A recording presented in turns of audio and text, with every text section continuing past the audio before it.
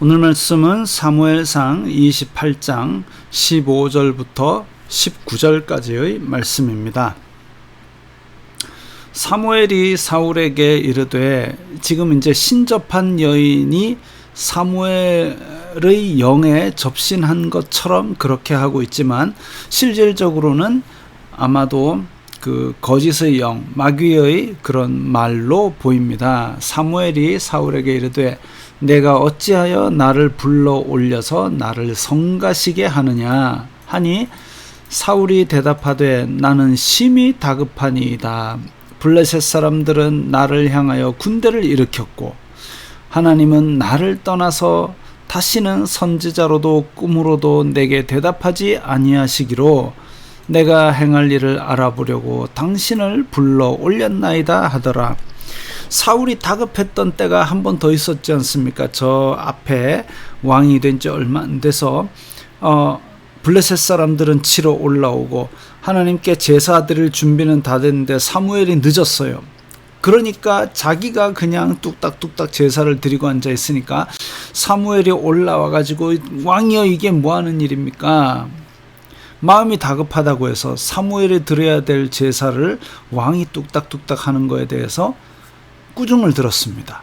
꾸중을 들었는데도 불구하고 제가 잘못했습니다는 안 하고, 지금 블레셋은 올라오고 당신은 늦고 해가지고 일단 제사를 드렸습니다 라고 변명을 하지요. 이 변명을 하는 가운데 사울의 믿음 자체는 제사를 부적처럼 생각한 거예요. 이 동물을 불태워 올리면 하나님이 도와줘가지고 블레셋을 물리칠 거다, 이런 부적 같은 생각을 하고 있었습니다. 불신앙이 그때부터 싹이 튼 거지요. 어쨌든 그래서 지금 또 급하니까, 나는 심히 다급합니다. 블레셋 사람은 쳐들어오고 하나님은 대답을 안 하니까, 그래서 나는 지금 이 신들린 사람을 찾아왔습니다. 변명은 하지만 결국은 자기는 하나님에 대한 진실한 간구나 회개는 전혀 없는 것을 보여주고 있죠. 사무엘이 이르되, 여호와께서 너를 떠나 내 대적이 되셨거늘 내가 어찌하여 내게 묻느냐. 사무엘은 진짜 사무엘이 아닌데 여호와께서 너를 떠나 내 대적이 되셨거늘 이라고 이야기를 합니다. 하나님께서 은혜를 베풀어 주기를 원하고 염치불구하고 죄인인데 가서 엎드리는 거는 있을 수 있지만, 지금 내 일을 도와주세요, 나와 하나님과의 관계를 하나님께서는 원하시는데, 자꾸 사람은 내가 잘 안 되고 있는 일, 이거나 좀 기적적으로 도와주세요 라고 이야기를 하니까 서로 틀어지는 거죠.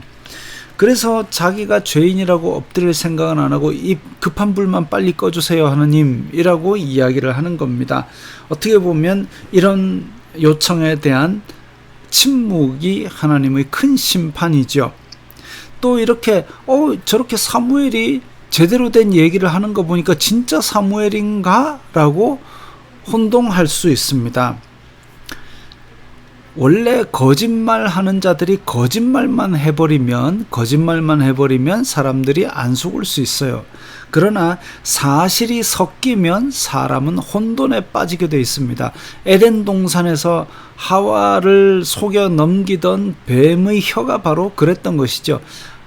사실과 자기의 거짓을 요리조리 섞어가면서 사람을 혼란시켜가지고 자기에게 속아 넘어가게 만드는 겁니다. 만약에 하나님께서 은혜 베푸시기를 원하면 하나님의 방법으로 엎드렸어야 되는데 자기의 방법으로 신접한 자를 찾아왔습니다. 하나님께서 응답하시고 선한 길로 인도하실 리가 없지요. 여호와께서 나를 통하여 말씀하신 대로 내게 행하사 나라를 내 손에서 떼어 내 이웃 다윗에게 주셨느니라. 내가 여호와의 목소리를 순종하지 아니하고 그의 진노를 아말렉에게 쏟지 아니하였으므로 여호와께서 오늘 이 일을 내게 행하셨고, 아말렉에게 쏟으란 얘기는 하나님께서 마지막 기회를 주셨습니다. 너 아말렉에게 복수하라.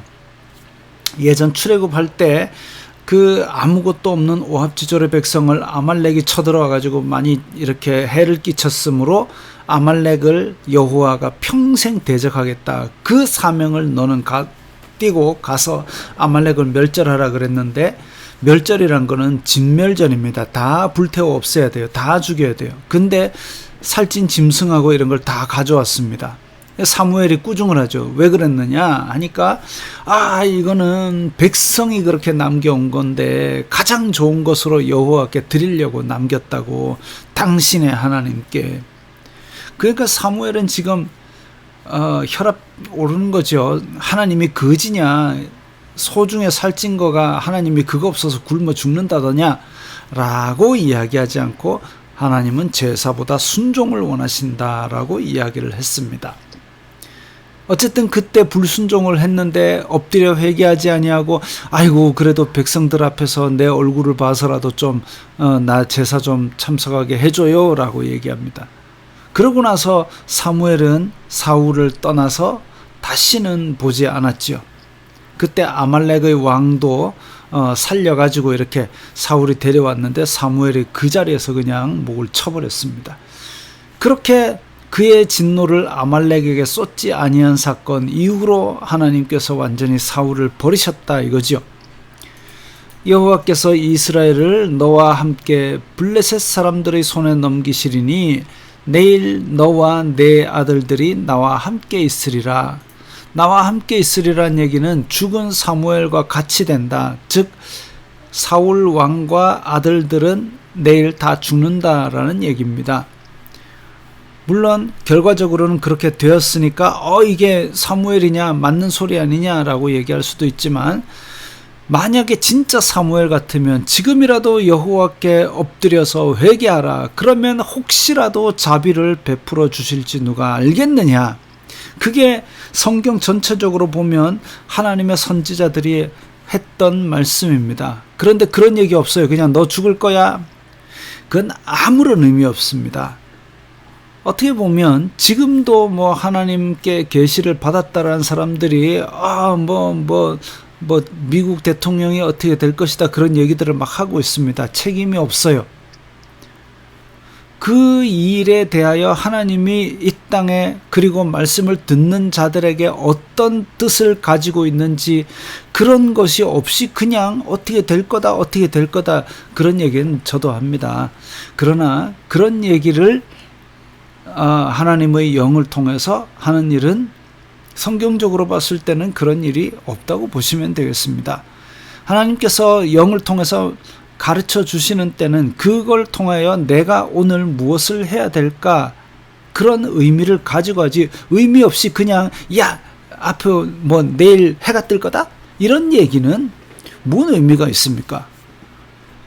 그래서 하나님께서 하시는 일은 의도와 의미를 가지고 추진하시는 일이고, 그래서 그걸 통해서 하나님의 종들에게 일을 하라고 감동을 주시는 것이지, 그런 거 없이 그냥 점치듯이 이런 미래를 잠깐씩 가르쳐 주는 것, 거기에 대한 명확한 의미도 없는 것, 이런 것들은 무시하고 사셔도 됩니다. 여호와께서 또 이스라엘 군대를 블레셋 사람들의 손에 넘기시리라 하는지라. 자, 이제 끔찍한 그런 예언을 들었습니다. 지금 절망에 빠져 있는 사울, 다급해서 찾아왔는데 이런 절망적인 이야기를 합니다. 그럼에도 불구하고 사울 왕은 회개할 생각을 하지 않습니다. 무슨 염치로라는 생각을 하지 마시고, 하나님 앞에 잘못하고 하나님을 떠났다 싶으면 엎드려서 회개하십시오. 하나님의 자비로 분명히 받아주실 겁니다.